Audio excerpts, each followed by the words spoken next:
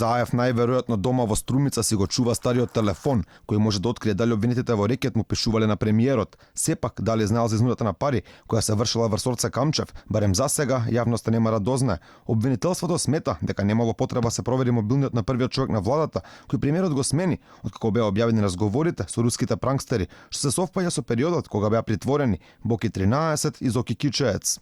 Кај е средот телефон што го сменивте? Веројатно е дома. Добро. И телефонскиот апарат и бројот.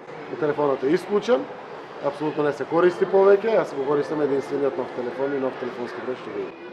Веројатно е дома во Струмица. Додека од јавното обвинителство велат дека телефонот на Заев немало потреба да биде дел од истрага, во јавностот поодом на постојат сомнежи дека премиерот бил повеќе од нем сведок на рекет, во денешната статија за Македонија, италијанска лаверита подсетува дека никој не демантирал дека Заев лично интервенирал кај еден обвинител да бидат блокирани исплатата на спорните 750.000 евра.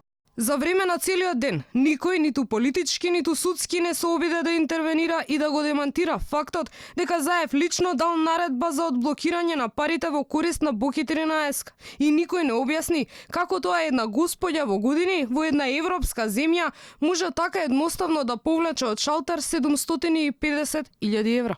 Името на Заев се споменува и во еден од разговорите за рекет кој ги објави лаверита. Боки 13 во разговор со Камчев директно го споменува премиерот како човек кој знал многу работи. Во истиот разговор Јовановски му гарантира на бизнисменот дека премиерот нема да прави проблеми.